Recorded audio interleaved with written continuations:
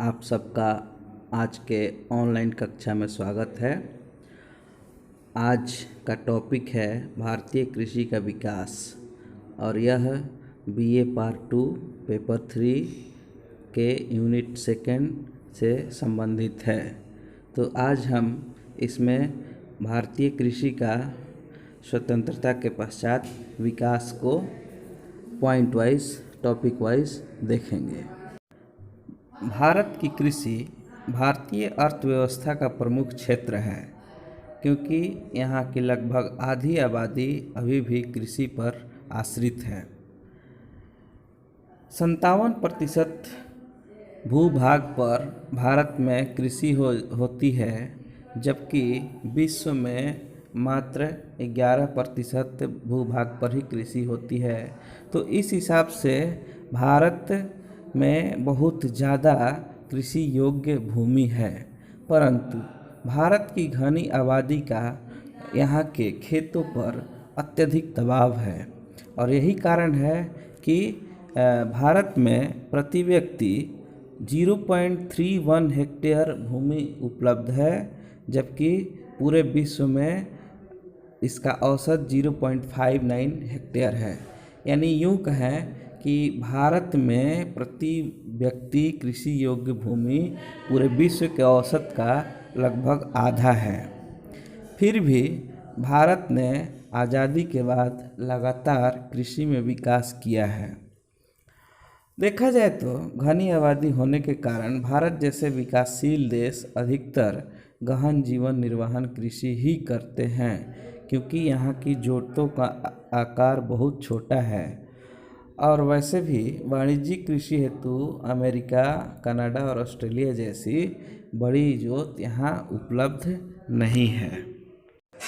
भारत में कृषि हजारों वर्षों से होती आ रही है, लेकिन टेक्नोलॉजी और कॉन्स्टिट्यूशनल परिवर्तन के अभाव में यहाँ की भूमि संसाधन पर कृषि का विकास अवरुद्ध हो जाता है और तथा इसकी गति भी मंद हो जाती है। और इसमें सुधार के लिए हालांकि स्वतंत्रता के पश्चात बहुत सारे प्रयास किए गए, जिसमें चकबंदी और सहकारिता भी शामिल है। यहाँ पर जमींदारी प्रथा का उन्मूलन भी किया गया। चूँकि आज़ादी के बाद कृषि भारत के अर्थव्यवस्था की प्रमुख क्षेत्र थी या हिस्सा थी, तो शुरू से ही इस पर ध्यान दिया गया। प्रथम पंचवर्षीय योजना में भूमि सुधार ही प्रमुख लक्ष्य था। इसीलिए 1960 और 70 के दशकों में भारत सरकार ने कई प्रकार के सुधारों की शुरुआत की। सिंचाई में सुधार किया गया, यहाँ की भूमि की उर्वरता के लिए बहुत सारे प्रयास किए गए और बाहर के देशों में हो रहे तकनीकी विकास को भी अपने देश में कृषि के विकास के लिए लाया गया, या फिर अपने ही देश में कृषि अनुसंधान पर जोर दिया गया। और इसका नतीजा यह रहा कि हमारे देश में विभिन्न प्रकार की क्रांतियों द्वारा, रिवॉल्यूशन द्वारा यहाँ की कृषि विकास किया गया। देश में हरित क्रांति और श्वेत क्रांति जैसी विभिन्न रणनीतियों की शुरुआत की गई। 80 से 90 के दशक में यहाँ पर भूमि विकास कार्यक्रम चलाया गया, जिसके द्वारा संस्थागत और तकनीकी सुधार की शुरुआत हुई और इसी का नतीजा रहा कि यहाँ सूखा, बाढ़, चक्रवात, आग और बीमारी से फसलों की रक्षा हेतु या इनसे बचने के लिए फसल बीमा की शुरुआत की गई। और तो और यहाँ पर ग्रामीण बैंक, सहकारी समिति व विभिन्न बैंकों द्वारा कम दर पर ऋण देने का रास्ता साफ हुआ। यानी कि किसानों के पास यदि पैसे नहीं है तो बैंकों से ऋण लेकर कृषि कर सकते हैं और उसके बाद वो बैंक का पैसा चुका सकते हैं। ये सभी सुविधाएं पहले उपलब्ध नहीं थी और आगे भी किसानों के लाभ हेतु सरकार ने किसान क्रेडिट कार्ड KCC तथा PAIS personal accident insurance scheme की शुरुआत की, ताकि यहाँ पर यदि किसान के फसल को भी कुछ हुआ तब भी कोई समस्या नहीं है, और यदि किसान को भी कुछ हो गया, दुर्घटना हो गई, तब भी वह उसे पैसे मिल जाएंगे और उसे किसी भी प्रकार की नुकसान को नहीं झेलना पड़ेगा।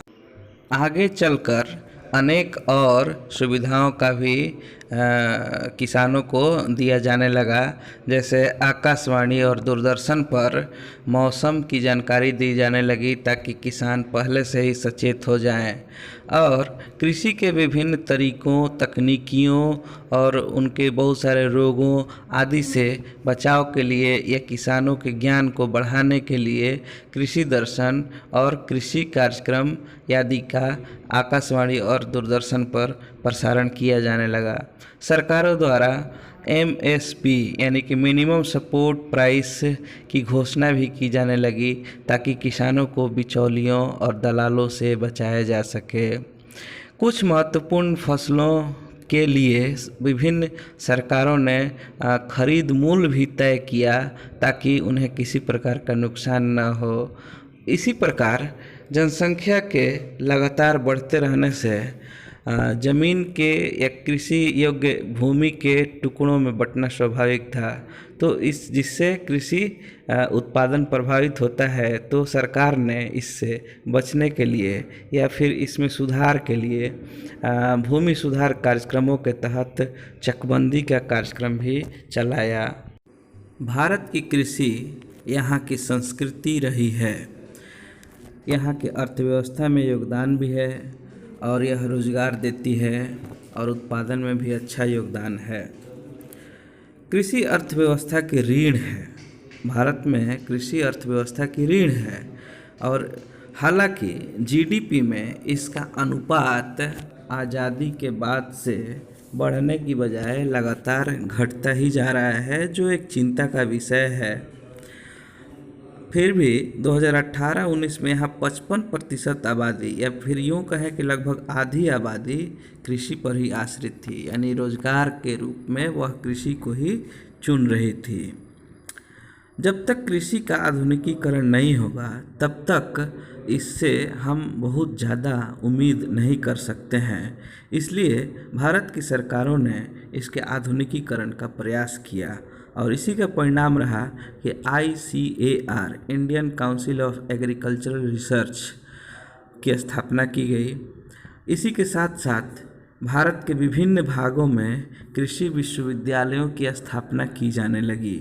बिहार में जैसे कृषि विश्वविद्यालय एक पूसा में है और एक सबौर में भागलपुर में है।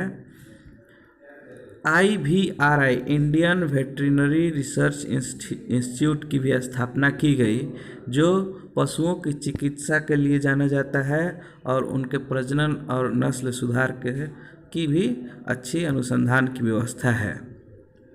इसी तरह राष्ट्रीय बागवानी मिशन की भी स्थापना की गई।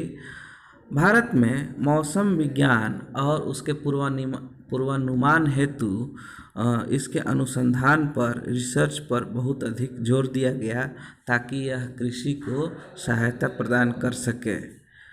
भारतीय किसानों को आज के डेट में अंतर्राष्ट्रीय प्रतिस्पर्धा का सामना करना पड़ता है, और उसके लिए यहाँ कृषि का इंफ्रास्ट्रक्चर मजबूत होना बहुत ज़रूरी है, और उसके लिए लगातार प्रयास किया जा रहा है और करना भी होगा। यहाँ बहुत सारी चीज़ों को देश के बाहर से आयात करना पड़ता है, जिसमें उर्वरक भी हैं, और यदि उनमें सब्सिडी कम होती है तो यहाँ किसानों को यह महंगा पड़ता है। और इसी प्रकार बहुत सारे कृषि उत्पादों पर भी आयात कर घटाने से उसका हानिकारक प्रभाव यहाँ की कृषि पर पड़ता है। इस प्रकार अभी तक हम लोगों ने भारतीय कृषि की भारत की अर्थव्यवस्था में योगदान और जीविका के साधन के रूप में, उत्पादन के रूप में हमने इसके महत्व को जाना, और पुरातन कृषि से अभी हम लोग हरित क्रांति और श्वेत क्रांति की बात कर रहे हैं, यहाँ तक पहुँच पाए हैं। यह बहुत बड़ी बात है और हमारे लिए सौभाग्य की बात है। तो मैं कोशिश करूँगा कि अगले लेक्चर में इसी का जो पार्ट 2 रहेगा उसमें हम लोग हरित क्रांति और श्वेत क्रांति के बारे में विस्तार से चर्चा करेंगे। बहुत बहुत धन्यवाद।